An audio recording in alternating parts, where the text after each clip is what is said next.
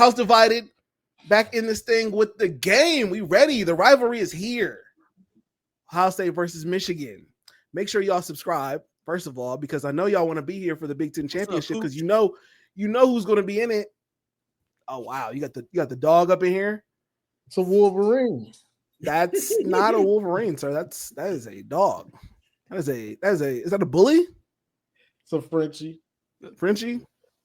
I was about to say that's a bug or a bulldog, one of them. Yeah, no, make sure y'all subscribe. Obviously, we're gonna be talking about Big Ten football for the rest of the season, even though the season is coming to an end for some people. Anyway, oh wow. See, you what? Him and Garrison, they do that type of stuff. They throw in them little subtles. I didn't mean you guys. You guys made a bowl, so you know we still got a bowl game for y'all. You know. Make sure y'all. It would be interesting if we both only had one more game left, though, right? That would be very interesting. That'd be very interesting if we both a little only upsetting, to be honest with you. No. I mean, after the regular season, if we both only have one more game left, then effectively there was no difference, especially if we beat y'all. Well, one of us would have made the playoffs. So at least that's a different level. I would be upset. I would be upset. I was about to say, I would be disappointed. Like if y'all lose the last game of the season, go to the playoffs and lose, and then we win our bowl game, that y'all gonna just feel great going into the offseason like that. Wait, I'm sorry. We lost in the playoffs, so it's all right. Did you say lose the last game of the regular season and lose to us? But you still make. Oh well, y'all still make the playoff. Y'all make the playoff, and then lose in the playoff. We'd be 12 if we make the playoffs at that point. Losing to y'all would be crazy. Have to play Arizona State or BYU on the road in the first round.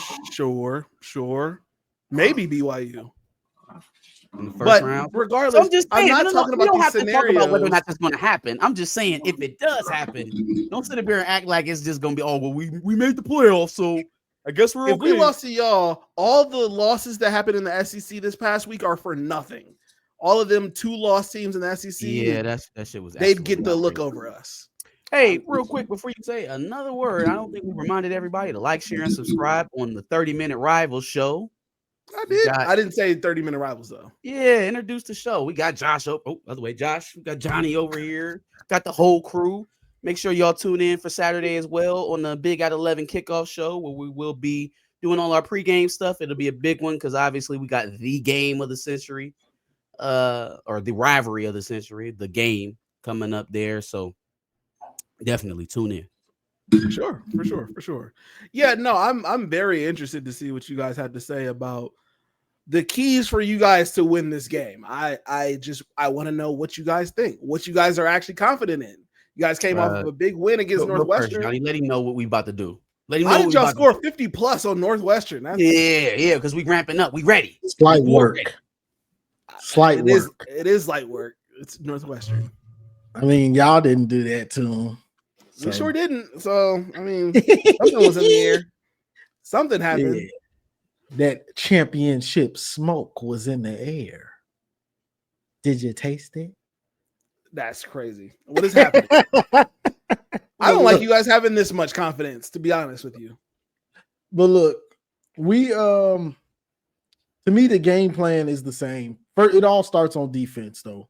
It all has to start on defense, regardless of what our offense does. The defense has to set the tone and has to make everything hard for you. And, you know, my game plan for this game has been the same for like about the last 3-4 years. Once I realized what kind of structure you needed to have on defense to win against Ohio State. Goal number 1, stop the run. Stop the run. Judkins, Trey, slow them down and make Ryan Day not want to run it anymore. Make OSU one-dimensional. Force Will Howard to put the team in the game on his back and make him make mistakes. Now, saying that, I make it sound easy. I mean, none of it is easy. I always like to say that when this game comes around. I give out the game plan, but I don't mean, I'm not saying it's going to be easy to do this. You know what I'm saying? So put it on Will Howard. You can't give up the big plays. The big plays are always a backbreaker, but you can't give up big touchdown plays. You know, you can give up a 50-yarder and stop them in the red zone, force them to kick 3. That's a win. But you can't give up a 60-yard run to Trey or a 50-yard or 40-yard bomb TD to JJ. You got to stop them. You can 20 to 20, you can give up yards. But in the red zone, you have to force them to kick field goals. Or Ryan Day's been greedy, as we saw with Garrison speaking on it yesterday. And, you know, he gets greedy and he's confident in going for it. But the thing is, when it's 4th and short, they're not that good at it. That plays into our hands. We need that possession. So a lot of Ohio State fans are saying that like it's, we'll go for it. Good. We need you to go for it. Gives us the chance to hope it's 4th and short. Exactly. Leaves us a chance to have you come away with nothing.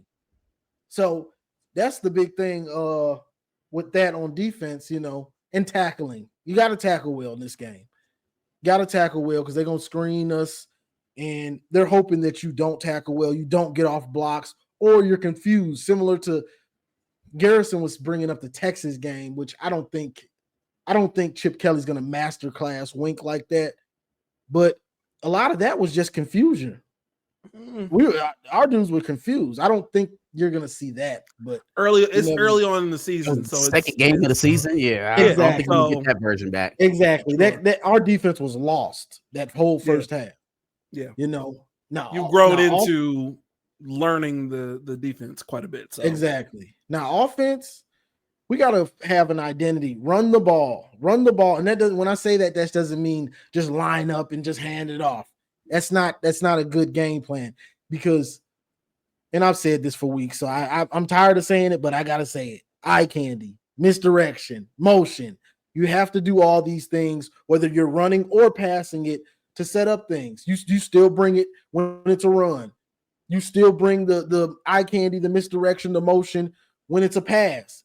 You still bring it so it causes hesitation. And when they think it's a run, you're coming with that play action pass with the motion. Now Loveland's coming wide open or Tyler Morris. Like, show that you know how to cultivate an offense. They have to do all these things. If they don't do that, it'll end up being a slow butt whooping and maybe into a ass whooping if they don't. You know, the offense has to chip in. If they don't chip in, the defense is going to give up sometime. I mean, hey, unless they're going to play legendary, but that's asking a lot without the depth. So, sure. Marcus, your thoughts on any keys for you guys to win? I do think there's an aspect of this game that will be legendary, and that's going to be the defensive line. It's the matchup that sets up the best. It's where we have the most depth and talent. And it's also where they're going to have the most opportunity to take advantage of Ohio State. I don't think we have that leverage anywhere else on the field other than at that spot, on that side of the ball. So they got to have a huge game. Like, I mean, not even like they're getting pressure, they're just not getting there. I mean, they got to have a very good performance in terms of keeping Will Howard uncomfortable and probably force a couple turnovers as well. That's going to thrown to it. Yeah, and he will give you the opportunity to do that. He has a couple times every single game where he will just give you the ball. Now, in between those instances, he's been playing lights out. I believe he has the highest completion percentage in the country right now. Johnny, can you remind me who's the most prolific passer? Like, who has the most yardage in the nation? You know? I do not, because I know the completion percentage is Will Howard, but like the yards is somebody. It's like I don't know. His name is like McDonald or something like that. So it's like McCord, McHonda, like McCord. McCord. There it is. Yeah, Kyle McCord. Crazy. He's a monster. Is he? With Will Howard, though, take advantage of those mistakes. Don't allow him to get in and out the drive making those mistakes. That boy, he going to the ground and he pitched that ball out there, scoop it up and run the other way so they can see if it's a fumble. You know what I mean? He give you an opportunity. He's throwing an errant pass over the middle. Make sure you catch it and go the opposite direction. If he puts the ball on the ground, errant snap, anything like that, that may be something that comes in play. You know, with Hinsman coming back, this is going to be the first time he's played. Well, you know what? No, I'm not going to do that because I said Indiana had a really good interior. They did. CJ West played like a man, and Hinsman played well as well. So now CJ West is not Kenneth Grant or Mason Graham, but that should be a good matchup. Should be a very good matchup. They got to win it. They have Josiah Stewart on the edges. That's where we should have the definitive advantage. I'm thinking that the interior is going to have an advantage because they're playing backups. Right? They're playing backups on the inside. So you should win there. But where it's going to be constant, it should be at least Josiah Stewart on Donovan. I don't know who's playing at the is it Fryer is the other tackle? Yep. Josh Fryer, Derek Moore. Have a field day. Have a field day. Because TJ Guy, same thing. Cam Brandt, have a field day. Because if you guys are successful from that spot, you help everyone else out. You help the guys at the second level. You help the secondary because they don't have to cover as long. You help every other level of that defense out if you guys dominate. Offensively, it has to be imperative that they do two things. They keep Ohio State on the sideline, number one. So that means running the ball. That means success on early downs and running the football. And then the second thing they have to do is be efficient when they score. They cannot have any empty red zone drives. You get the ball at the 7 with 1st and goal to go, you have to score. You have to score. Yeah, you cannot throw any of those opportunities like that in this game. Can't leave stuff like that on the field. You know, obviously we know what the struggles in the passing game are going to be. As much as I think that is going to be a hardship for Davis, the fact of the matter is, if he does get going, he's accurate enough to throw around Davis and Ixbin Nelson. He can throw on him. He can throw on him, and you got to.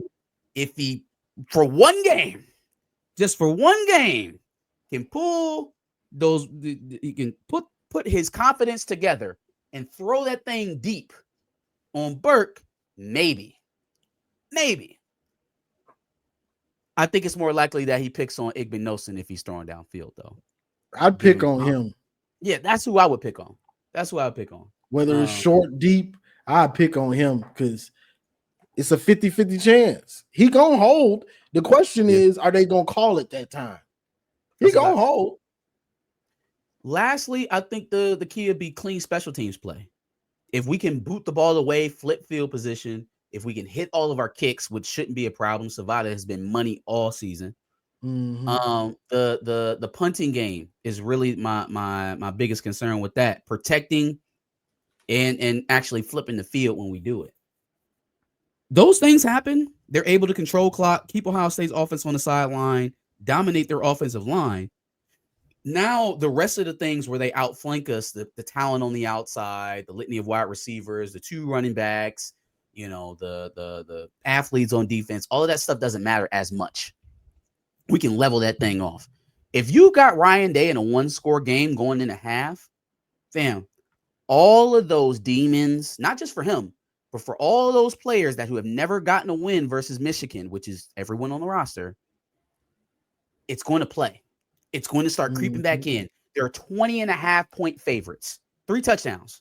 Okay. So they ain't supposed to be nowhere near Michigan for any duration of this game, really, according to the Vegas spread. So if we get to halftime, it's a 14-10 game. You got them. That is mental edge Michigan. We don't have to be beating them at halftime. Have it at a 1-score game going into the second half, and Ryan Day gonna be clinching real hard. God damn it! You know, he'd be like, God damn it! I got a question for Josh. Okay. Now, I think I asked I don't know who it was, but Indiana against Indiana, Jim knows the first drive just rushed 4. Didn't really get pressure, got slight pressure on Rourke, but it wasn't sacks. Do you see him just being like 2022 and blitzing like that again. Against you guys, I don't know. I don't think he's gonna. No, I don't. I don't think he's gonna need to. It's not like you guys are gonna have. You don't need to, but I'm asking what you think. Yeah, not needing to and what he will do is two different things. Because guys like that's their system. So after so long of just sitting back, he gonna try to mix his stuff in. I think the biggest thing that he can do if it stops working, though, an opportunity in this game. That's what I've been saying. The opportunity that he would give us by blitzing, you know. Sure, maybe. All right. I just want to make sure I address some of the things that you guys have said are the keys to your victory. Just want to run some of these back. I've been looking down a little bit, but I've been taking notes, just listening. Okay, so making us one-dimensional by having us put the game into Will Howard's hands. Yes. You are aware that Indiana basically held us to under 100 yards rushing, and we still beat them by multiple scores. It wasn't until Travion busted off a 39-yard rush at the end of the game with 1 minute left that we had 100 yards rushing the ball. So I get that, but the easiest thing to do in football is turn around and hand the ball off. That's the easiest thing you can do. You never want to let a team, especially a team like this, be able to run and pass. You won't beat them. It's not likely. Especially not with an offense like ours. So you have to take something away. The thing you want to take the run away. That's just how it is. I guess I was just wondering if you guys were concerned with the fact that we have been able to perform even with pressure on us against top 5 teams without having the ability to run just last week. You still want the opportunity to put you into one dimension. You want to take something away. So if I have the choice of playing you versus run and pass or taking the run away and just living or dying on how we do with the pass, I'll take the latter. You'd rather execute against. Yeah, I'll take the latter. And that plays into our defensive scheme with Mason Graham, one of the best pass rushing DTs. Kenneth Grant, same thing. Josiah Stewart, maybe the best edge rusher in the Big Ten, maybe one of the best in the country. TJ Guy coming on as a backup. Like that plays into our game plan. So that's our best players on the defensive line, pass rushing. So, it's a method to the madness. Not so concerned about that, it sounds. Oh, well, what? Not so concerned, it sounds like. It sounds like you're not so concerned. You're not concerned. I was about to say, you're not concerned about our best players? I'll get to where I'm not concerned. I'm simply addressing the questions that I had from you guys' notes. Red zone scoring, top 10 in red zone scoring on the offense. You guys are like 60 something on red zone defense. So limiting us to just field goals. Are you sure this is Oregon what we have to do? I was about to say, ask Oregon and ask Indiana. Yeah, because I mean, a lot of that came from about Wink. How the zero blitzing also. Yeah, I was gonna say there was a lot going on early on in the season that is no longer happening on the Michigan defense. So if it's all statistics or it's all what you've seen in the Texas game, you know what I mean, or the Illinois game, then I guess there isn't a whole lot that we're gonna do to dispel your opinion. If you haven't watched Oregon, Indiana, any of those later games in the back half of the season, you would know that Michigan is getting pretty stout once you get to the red zone or red zone plus area, that 25-yard out area going in.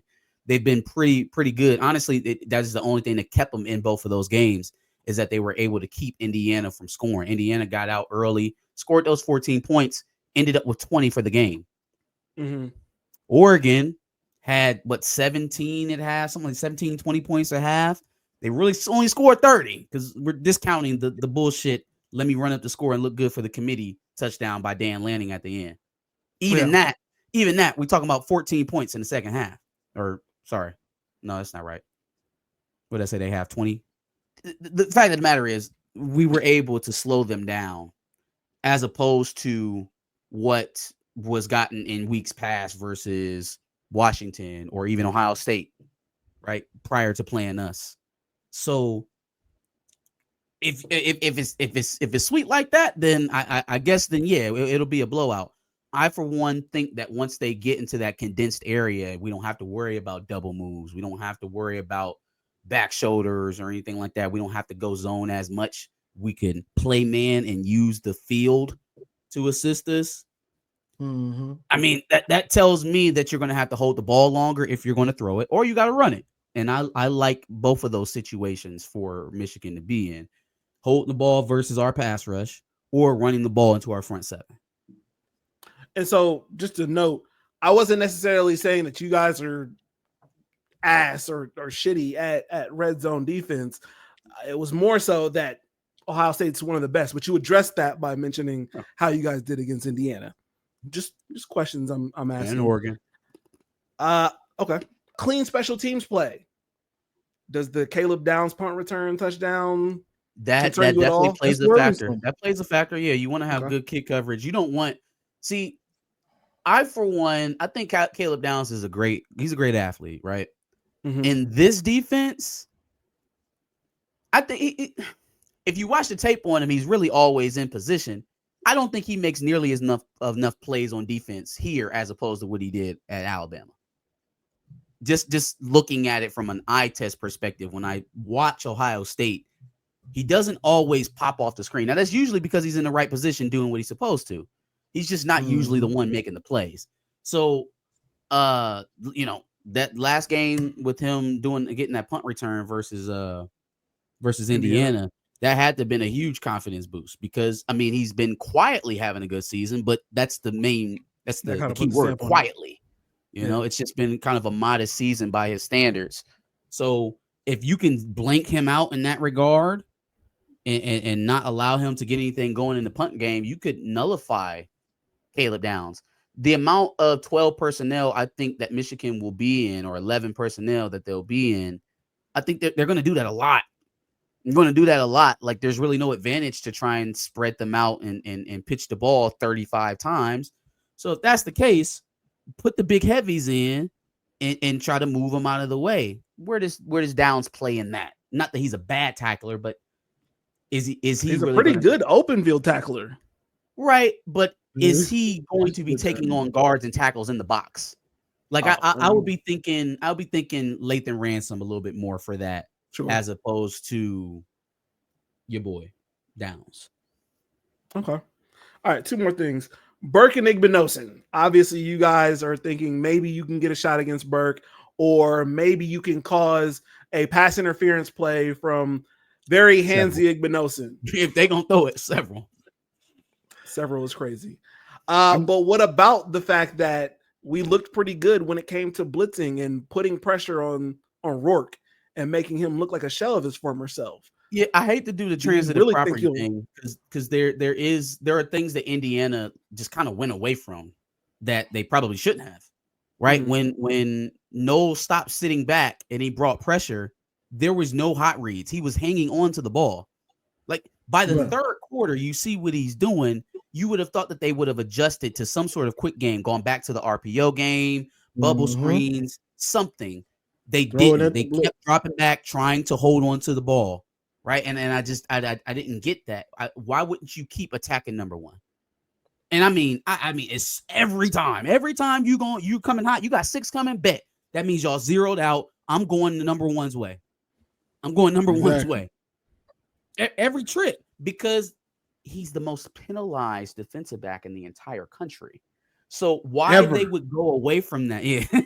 Why they would go away from that? I have no clue. But and I didn't mean to play transitive property. I guess it seems like it's a trend going the right way for our defensive line, getting pressure on quarterbacks. Earlier this season, we weren't getting pressure on anybody. So not with 4, and that's the thing. Yeah, they have to blitz. Right. Not going to sit up there and just rush 4 and play coverage behind it, which honestly probably would be the best recipe for us right now.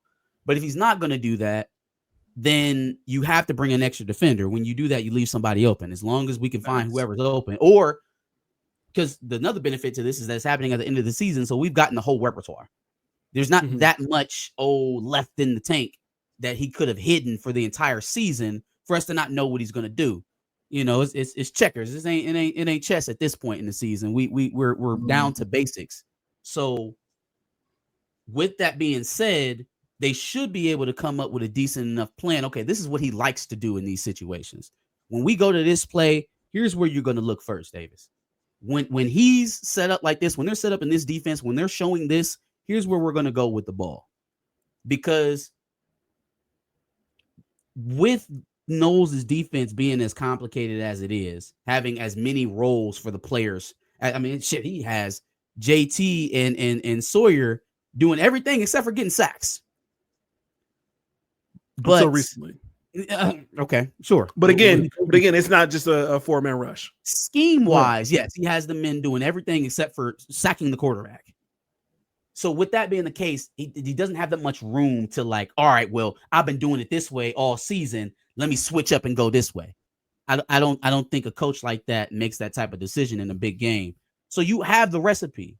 You have the blueprint laid out. Make the game plan to make him suffer for that. If he is over aggressive, they should pay for that. You should find a way to make him pay for that. You have something to make him pay. You have a Tyler Morris. You have a Colston Loveland. You have a Donovan Edwards. You have a Khalil Mullins. You're not Rutgers, right? So you're not going to get into a one-possession game with them and then just bleed out slowly because you can't score. I hope not. I hope not. You know what I'm saying? I hope to God not. Okay. I think I've heard your arguments for your side. I've tried to, just see what you guys think about some of the opposing sides to that. Look, I want to be honest with you. I just think we are going to out-talent you guys. Now, it's going to depend on how Ryan Day decides to coach that, because he could easily coach his way out of this game. We've seen it happen before. So we're betting. I just think that you're betting on it, but I just don't think it's going to happen this time. I just don't believe it to happen. I think we got too many guys on the offense. I think you guys do have a really good defense. I think you guys really do have a good defense. I just don't think it's going to be enough for this Ohio State team who, for Travion, for Emeka Egbuka, for some of these guys who've been there for quite a while, they want to destroy you. I think it's just going to be too much motivation for our side. And I think on the defensive side, I mean, you guys don't have the best offense in the world. I don't think it's going to be too hard to contain against that. Yeah, you guys, I guess that's why you're hoping on the keys to win. And I do see them as very sufficient keys to win. And I hope some of those things work out for you. I just don't see it happening. Okay. So this is my question. In your mind, how does this play out with just the defense? Michigan's defense against your offense. How does it play out for you? How do you see it? If you would have asked me that a week ago, I would have said I'm really concerned about your defensive line. I'm really concerned about Kenneth Grant and Mason Graham, especially because they're going to have to go against our offensive line that's been Frankensteined twice now with all of the injuries that we've had. I'm definitely scared of that. But after seeing what Indiana was able to do, which was not much, at least against our pass, I'm not so concerned anymore. Are you comparing their defensive line against ours? I'm saying their defensive line is good at what your defensive line is good at, which is stopping the run. Am I wrong? I know yours is better. It's not even just that. Like, Indiana does a lot of movement. They stunt a lot. And so that's not us. We not doing that. We come in, like, we had the edge rushers have moves. Even Mason has moves, but they're gap sound. We're not exposing an opening to have somebody loop around and come back and close it off because you think it's not the type of scheme that we run. And so I think we're bigger. I think we're deeper. I think we're better overall. So, but that means that you're going to be something from that, though. If you take that, we can handle a plus defensive lineman like CJ West, so we should at least be able to hold our own versus Mason or Kenneth. That's fine. The problem is we got two of them, and then the Rayshon Benny sitting on the bench. So we're kind of deep in that area. It's not just CJ West, and then when he come out, ain't nothing. But I feel like they were effective in what they did, which was stopping the run, and we were still able to get off But you almost got 40 on them. your run has been suffering for the last 2 or 3 weeks since the offensive line has been, very up and down since you've been Sure. experiencing your injury. So is that all just Indiana stopping y'all, or is that a little bit of, we did the best we can with what we had? I think it's the latter. But even when that is the case, there is still a light to be shined at the end of the tunnel for us because we have the best wide receiver room in the country. And Will Howard, as long as he doesn't turn the ball over, hell, even in some cases, even if he does, I still feel confidence in knowing that they're going to get the job done. He threw a pick 6 against Penn State and still won the game. And that was probably his worst game. You think JJ, Tate, and Egbuka are better than Stewart, Bolden, and Williams at Oregon? It's almost equal. It's pretty Well, close. I would say the difference in that is that Will Howard is not Dylan Gabriel. Are they Sharon Moore said Will Johnson hasn't been ruled out. Would you want him back on the Ohio State game? Hey, first of all, I Yes. wasn't listening to Pete Thamilton anyways. Okay, the last person I'm letting tell me what a Michigan player is going to do ever again is Pete Thamilton. I'm not listening to his reports on Michigan football ever again. So if Sherrod Moore said that he ain't ruled out and that he could possibly play, then that's what I'm rolling with. I'm not. What's the last game he played in? Illinois or something? Yeah, it was one of them middle games, Illinois, Minnesota, something like that. Josh, he ain't played nothing but about what, four games? 5 games, yeah, 4 or 5 games. That's what I'm thinking. And he's got 2 pick 6s. I want him in that game. Oh, yeah, And y'all throw screens. Now, hold on now. Everything rusty. I said was under the stipulation that Trouble wasn't playing. If Will Johnson plays in this game, it changes everything. It changes everything. Because now Will Johnson can follow J.J. Smith around the field the entire game, and I feel great. And even if he's not rusty, you only have one Will Johnson. That's fine. You only have one J.J. Smith. We've dealt with that Buka before. We have an Emeka. We didn't beat Carnell Tate before. We didn't beat Emeka Buka, really? We didn't beat them guys already. He's a great DB. If he comes back for this game, that changes everything. That changes everything. That's a side of the field that you can't throw to. That's a side of the field that they will not throw to. Because the dissonance will be, Will Johnson's on the field, we'll just throw to the other guy. But the other guy has been coming along every single week that Will Johnson's been out, Zeke Berry. Better and better and better every single week. So now he's not an eyesore anymore, and you got Will on the hey. Y'all better hope. I believe that you guys will be better. I believe that you guys will be better with Will Johnson. But I'm not also going to act like he wouldn't potentially be rusty. And I don't even know if he would be that great against Jeremiah Smith. He'll be good. There's no doubt in my mind that he'll be good. But that elite. But this is I don't know. I just don't know. I don't know. That's all this is the thing. It's Jeremiah Smith. I get into it with OSU fans on Minister Sports. They say, Marvin Harrison had 100 yards against him. One, he didn't have 100 on him. It was probably like 60. Sure. And then Will Johnson got hurt and he didn't play the whole game. But he had the game-changing play. That's what kills me. Y'all don't understand. He had the game-setting play. He set the tone. That's fair. Those mattered in those game. What did he do? He had the game was 0-0. He got a pick. Still had the interception. No. Will Johnson got a pick when it was 0-0 and got it down to the 4-yard line. Gotcha. Blake Corum touchdown. You can count that. Gotcha. That set the tone for that game. That play is huge. That was a huge play. So that's the thing. You can throw it over there. He got 20-20. He got 60 yards on him. But Will Johnson got a turnover, which turned into 6. Okay. That's all fair. That's why I want him. I need if he's Scored the rusty TD on somebody else. You know, That's all fair. The fact that you guys are completely writing off any other receiver is ridiculous. Emeka We're not writing them off. Carnell Tate, who's heating up at the right time going into this game. He is. Dog. The unguardable wide receiver at this moment is number 4 in red. Okay. That's who we need Will Johnson for. The rest of the guys can be covered. Right. Have been covered.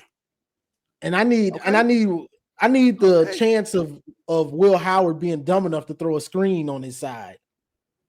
Because that's possible to happen. We know. We'll see. I can't know what happens. His little dunk rush passes. throw because of the You defensive know he's line. dumb enough to throw that screen over there. Rushing the throw to trouble. You in trouble, boy.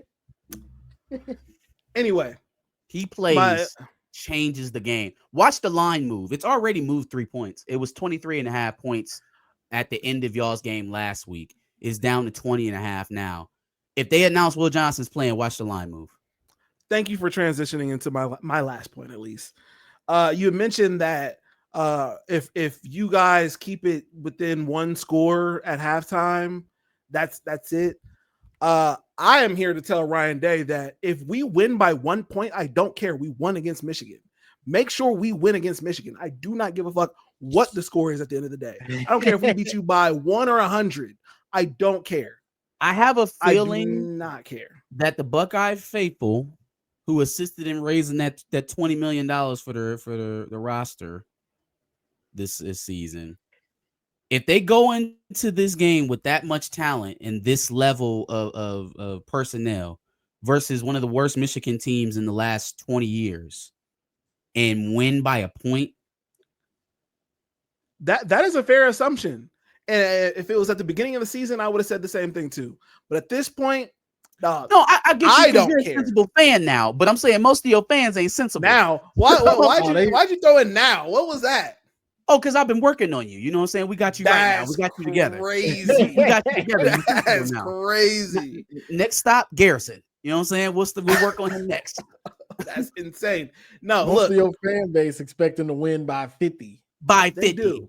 They still think they about to come out here and hang 100. So again, if he gets I would love into to see halftime and it's a 10-14 game, the fans are booing. They expect it to be winning more. The fans are gonna be booing. Ryan Day gonna be scratching that just for means out of his beard. He gonna be real nervous. All right. We also got to throw in the fact that Ohio State has been very slow in the first quarter to a quarter and a half. And I'm hoping y'all do that same shit against us too. I'm hoping you guys just aren't the team to overcome that. You guys just aren't the team to overcome that. If we come in the second half and put up a couple scores on you, you're not going to overcome that lead. But that's the thing. If it's already close at half, Jet Black Santa Claus over there is not going to be able to get 2 scores in the second half. I'm telling you, the sphincter is going to go rock solid, and that man is going to start playing the most conservative game especially you can call. Especially with him not calling the plays. That's also a difference from last year. Okay. Okay. You think if this game is close, he's going to lead the play sheet with Chip Kelly? Yes. Okay. He better. He should. Okay. Chip Kelly has gotten you to this point. Why would you not? Why would you just all of a sudden switch up? Okay. Look, beat them by 1 or 100. I do not give a fuck. Beat them. I don't think there's any chance in hell that if this game is in jeopardy, that he leaves the play calling decisions in Chip Kelly's hands. Not a play call in hell. Not a chance. I think it would be the stupidest thing for him to change things up in the last game when everything has been working up to this point for you. Well, first of all, I think he always had veto power. He's the head coach and he's a former play caller. So if he wants to stick his nose in it, he's going to do it when he wants to. Secondly, he hasn't been faced with this level of jeopardy all season. There hasn't been this much pressure to win a game all season. This much, no. But there has been a lot of pressure on him and at both of the top 5 What do people usually do when they're most stressed? When they're at their highest stress point, what do people usually do? Revert to old something habits, that makes them more comfortable. Yeah. Right. And what is Ryan Day more comfortable with? Dying by the sword of his offensive coordinator, whether it's Chip Kelly or Wizard Kelly? or do he want to die on his Wizard play own is pen? crazy. I'm saying, like, Okay, so then does he by want that to logic, give it up to Chip, or is he going to die on his own cause? but by that logic, would he not have already done that in the Oregon game? No, Oregon game's middle of the season. It's also you're giving Chip an opportunity to prove himself. Not to mention, I don't think the play calling was the problem in the Oregon game. So it would have been hard to blame him and take the play sheet anyways. But if we lose in Michigan, or we're close to Michigan, we can't stop the run. We having these weird back and forths. We've been turning the ball over a couple of times. Things ain't necessarily going the way they should. And it's like, all right, well, I'm trusting him, but it's getting a little late in the game here. I can't lose for a fourth year in a row. But Another then not season class. stopping the run being the reason why it's a close game is not a result of the play calling then. Okay. Hey, okay. So do you Hey, listen. think? Look, the last 3 years, 23. Wait, was it 27, 23, 24? Those are OSU scores. We were in 30s and up. Y'all Yeah. was in the 20s. Yeah. Did y'all get to 30? With really good offenses too. I mean, not shit offenses, very good offenses. We had a good offenses, or y'all had good offenses? Y'all No, had good you offenses. had good Well, offense. I would We say we know both we had. had good. We I would say we both had good offense. offenses. No. We played good offense. Y'all got off the bus with a good offense. Oh no, Y'all had. I would say NFL y'all didn't lottery have a wide good offense in receivers. 21. You had backs. You had offensive linemen that went in the first we round. had a better offense. Y'all had good We had a offenses. better offense for sure. Yeah. Y'all didn't necessarily have a good offense in 21. I would say y'all had a No. good offense in 2022. They were just your defense was garbage, and we just ran it down your throat that year, 21. Okay, well then I guess I would just say that JJ and Blake Corum is better than Hassan and Cade McNamara. That's true, but what And- I'm and saying, your- I'm not and your talking about receivers our progressed. offense. I'm talking about your offense against Michigan's defense. You ain't scored 30 in 3 years. I would also say that your defense is probably better. Weren't your defenses not better in those games? Yeah. So yes, I Now- do see us scoring 30. The secondary question. now Yeah, I compared do to see the it. secondary in 21, I see? think is comparable. Because if you I mean, add we don't have the in same still. Vincent- I'm saying if you add, because Sam still wasn't playing DB in 21. If you That's add fair, in that's fair. Vincent Gray with DJ Turner and Will Johnson being the third quarter to that group, I think it's pretty comparable to what we have right now. So again, and damn, what you got receiver talent in the room right now. It ain't better than Smith and Jigba, Garrett Wilson, and Olave. Chris Olave. It ain't better than that. It's not. I know the hype around JJ Smith is great. Maybe he ends up being the best out of that bunch, but as a group, it ain't never been better than Jackson Smith and Jigba, Olave, and damn, why do I keep Garrett forgetting his Wilson. man's name? Garrett Wilson. Yeah, no, I It- thought you were it's going to. getting When better you than started off with JSN, I thought you were going to say something else. That's why I kind of looked weird. No. But yeah, no, that 3, sure. So agree. I mean, maybe there's some hidden space in between both of our assumptions. Maybe there's some room for both of our teams to kind of excel and beat the expectations. I'm hoping we get a lot Sure. more of that from us than from you. I'm sure you do, and I hope the opposite. But all I care about is that we get the dub. And I personally do not care if it's by 1 point or 100. But I do want to hang 100 on y'all. Just for the culture. Just for the culture. And I think that's what could make the game close if they come out worrying and trying to get 100 to please everybody and to get the monkey off their back in one play instead of just understanding we execute. We consistently just execute. You'll look up and you've got 50. Yeah. You know, that's how it goes. Yeah. You just consistently execute. But if you're we're going to blow them out in the first quarter, you can find yourself in a 4-quarter game. In a fight, because you just spent it all in the first.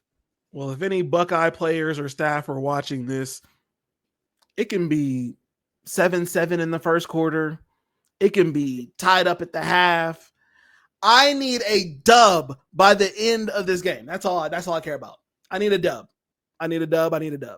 On that note, any other questions or things that need to be addressed at all? No, beat the Buckeyes. That's it. Gross. Come on down here and get a dub. Beat that team up north. Anyway, make sure y'all like the video. Make sure y'all hit subscribe on the House Divided for more college takes. Obviously, down there we got Johnny Olden Jr. Telling what you got going on. Same as usual, pre-game, post-game, live call-in shows on Sunday with Marcus and the Michigan crew. Even Garrison drops in. Maybe Josh will bless us with his presence one day and call in. Wow. If we get this dub, awesome. That would be awesome. Not this time. That's crazy. Man, and I also people been asking for the You Get Nothing shirts. So I got Michigan merch, You Get Nothing. I got 85 yards through the middle of Ohio shirt. It's the play design of Donovan Edwards. It's dope. I got a bunch of dope shirts and stuff on my page. It should be, you just go to the home on my page, it'll pop up. You see it, but there's some dope stuff on there. I'm ordering it now. Like Michigan fans, go ahead and check that out. Yeah, it just don't ring off like 85 yards through the heart of the South. It just doesn't. No. 85 yards through the heart of the South. Like it. Yeah, but we don't remember that really. This is recent. Anyway, make sure y'all subscribe to Johnny Olden Jr. Make sure y'all subscribe to A House Divided for more college takes, and make sure you subscribe to The Back of the Bus for discussions on the culture. I like that. Discussions on the culture. We out. Mm-hmm.